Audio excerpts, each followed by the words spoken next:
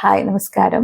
പലപ്പോഴും ഡെമോക്രാറ്റിക് ചിന്താഗതിയൊക്കെയുള്ള ആൾക്കാർ അല്ലെങ്കിൽ കാര്യങ്ങളൊക്കെ അത്തരം രീതിയിലായിരിക്കണം എപ്പോഴും പോകുന്നത് എന്ന രീതിയിൽ ചിന്തിക്കുകയും പ്രവർത്തിക്കുകയൊക്കെ ചെയ്യുന്നവര് അവരുടെ ഫാമിലിയിൽ അവരുടെ വീടുകളിൽ ഇത്തരം കാര്യങ്ങൾ ഇംപ്ലിമെന്റ് ചെയ്യുന്ന സമയത്ത് അതിന് ഒരുപാട് നല്ല വശങ്ങളുണ്ട്. പക്ഷേ ചില സമയങ്ങളിലൊക്കെ ഇതിന് അതിൻ്റെതായിട്ടുള്ള മോശം കാര്യങ്ങളും ഉണ്ട്. അപ്പൊ ഒന്നാമതായിട്ട് നമുക്ക് പറയുകയാണെന്നുണ്ടെങ്കിൽ ഡിസിഷൻ മേക്കിങ്ങിലുള്ള ഒരു തകരാറ് എന്ന് വെച്ചാൽ എപ്പോഴും എല്ലാ കാര്യങ്ങളും എല്ലാ സമയവും നമ്മുടെ ഫാമിലിയിൽ ചർച്ച ചെയ്തുകൊണ്ടിരിക്കുകയാണെന്നുണ്ടെങ്കിൽ അല്ലെങ്കിൽ എല്ലാവരുടെയും നമ്മുടെ ഫാമിലിയിൽ എല്ലാവരുടെയും അഭിപ്രായങ്ങൾ സ്വീകരിക്കുകയും അതിനനുസരിച്ച് കാര്യങ്ങൾ കൊണ്ടുപോവുക എന്നൊക്കെ പറയുമ്പോൾ അത് ഒരുപാട് ടൈം കൺസ്യൂമിങ് എനർജി കൺസ്യൂമിങ് ഒക്കെയാണ്. അതുകൊണ്ടൊക്കെ തന്നെ ചിലപ്പോഴും ഒരു പ്രാക്ടിക്കലായിട്ട് അതിന് വല്ല ബുദ്ധിമുട്ടുകളും ഇവർ നേരിടും. ഇത് കണ്ടു വളരുന്ന കുട്ടി തീർച്ചയായിട്ടും അവരുടെ ഒരു അഡൽട്ട് സ്റ്റേജിൽ ഏത് കാര്യത്തിനും അതിൻ്റെ ഓവറായിട്ട് ചിന്തിച്ച് ഇതിൻ്റെ പ്രോസ് ആൻഡ് കോൺസ് ഒക്കെ ആലോചിച്ച് പലപ്പോഴും അത് നടത്തിക്കൊണ്ടുപോവുക എന്നത് ഒരു ബുദ്ധിമുട്ടുള്ള കാര്യമായിട്ടോ അല്ലെങ്കിൽ ഡിസിഷൻ മേക്കിംഗ് എന്ന് പറയുന്നത് വളരെ ഒരു ബുദ്ധിമുട്ടുള്ള കാര്യമായിട്ടൊക്കെ ആയിരിക്കും അവർക്ക് എക്സ്പീരിയൻസ് ഉണ്ടാവുക. അപ്പൊ അതുകൊണ്ട് തന്നെ അവരതിനെ നീട്ടിക്കൊണ്ടുപോകാനും അല്ലെങ്കിൽ അത്തരം കാര്യങ്ങളിലേക്ക് അവർ എത്താതിരിക്കുകയൊക്കെ ചെയ്യും.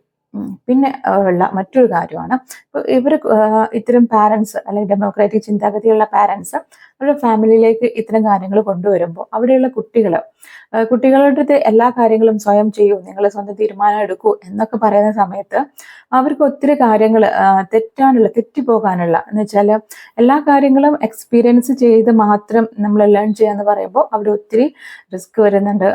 ഒരുപാട് തെറ്റുകൾ സംഭവിക്കാനുള്ള സാധ്യത, അപ്പോൾ ഒരുപാട് നെഗറ്റീവ് എക്സ്പീരിയൻസ് വരാനുള്ള സാധ്യതയുണ്ട്. പിന്നെ അതുപോലെ തന്നെ ഒരു അക്കാഡമിക് ലെവലിലുള്ള പെർഫോമൻസ് വളരെയധികം കുറഞ്ഞു പോകുന്ന ഒരു സാഹചര്യമുണ്ട്. നിങ്ങളുടെ ഇഷ്ടത്തിന് ചെയ്താൽ മതി അല്ലെങ്കിൽ വ്യക്തമായിട്ടുള്ള ഒരു നിർദ്ദേശങ്ങളോ ഒരു ചിട്ടയോ ഒന്നും വീട്ടിലില്ലാത്ത സ്ഥിതിക്ക് അല്ലെങ്കിൽ അത്തരം കാര്യങ്ങളിലൊന്നും നിർബന്ധം പിടിക്കുന്നില്ല എങ്കിൽ കുട്ടികൾക്ക് ആ സമയത്ത് അതിനെക്കുറിച്ചുള്ള കാര്യങ്ങളൊന്നും വ്യക്തമായിട്ടുള്ള അറിവില്ലാത്തത് കൊണ്ട് തന്നെ നിങ്ങളുടെ ഇഷ്ടം പോലെ ആയിക്കോട്ടെ എന്ന് പറയുമ്പോൾ ഒരു പക്ഷേ അവരുടെ അക്കാഡമിക് പെർഫോമൻസിനെ ഇത് ബാധിക്കുകയും എന്ന് വെച്ചാൽ അവർക്ക് ആ കാലഘട്ടത്തിൽ അറിയില്ല, അവർക്ക് ആ കാലഘട്ടത്തിൽ വ്യക്തമായിട്ടുള്ള നിർദ്ദേശങ്ങളും വ്യക്തമായിട്ടുള്ള ഒരു ഗൈഡൻസും ആണ് അവിടെ ആവശ്യം. അപ്പോൾ അത്തരത്തിൽ കാര്യങ്ങൾ അവർക്ക് കിട്ടുന്നത് വളരെ കുറവായിരിക്കും. പിന്നെ ഒരു വ്യക്തമായിട്ടുള്ള റൂൾസും റെഗുലേഷൻസും ഫോളോ ചെയ്യാം, വീട്ടിൽ ഇന്ന കാര്യങ്ങൾ വേണം അല്ലെങ്കിൽ ഇത്ര സമയത്തിൻ്റെ ഉള്ളിൽ വേണം, അവിടെയെല്ലാം ഒരുപാട് ഫ്രീഡം കിട്ടുന്ന ഒരു സമയത്ത് ഇവരുടെ ഒരു അഡൽട്ട് സ്റ്റേജിലും ഇവർ ഇത്തരത്തിൽ തന്നെ കാര്യങ്ങൾ കൊണ്ടുപോകാനായിരിക്കും അവർ ശ്രമിക്കുന്നുണ്ടാവുക. പിന്നെ നമ്മൾ കണ്ടുവരുന്നതാണ് ഒരു അതോറിറ്റേറ്റീവ് ഫിഗറിനെ ഇവർ ഒബേ ചെയ്യാനുള്ള ഒരു ബുദ്ധിമുട്ട്. എപ്പോഴും ക്വസ്റ്റ്യനിങ്, എന്തിന്, ഞാൻ എങ്ങനെ എന്നുള്ള ഒരു കാര്യമായിരിക്കും. ഒരു പക്ഷേ അത് എപ്പോഴും അവർക്ക് ഗുണം ചെയ്യണമെന്നില്ല. ഇത് ഭാവിയിൽ ഒരു ഹെൽപ്ഫുൾ ആയിട്ടുള്ള ഒരു കാര്യത്തിന് വേണ്ടിയിട്ടായിരിക്കാം. പക്ഷേ അവർക്ക് കൺവിൻസിങ് ആയാൽ ആ ടൈമിൽ അവർക്ക് കൺവിൻസിങ് ആയാൽ മാത്രമേ അവരത് ചെയ്യുള്ളൂ എന്നുള്ളതാണ്. പിന്നെ അതേപോലെ തന്നെ നമ്മൾ കണ്ടുവരുന്നതാണ് ഒരു ഫേം ബൗണ്ടറി സെറ്റ് ചെയ്യാനുള്ള ബുദ്ധിമുട്ട്.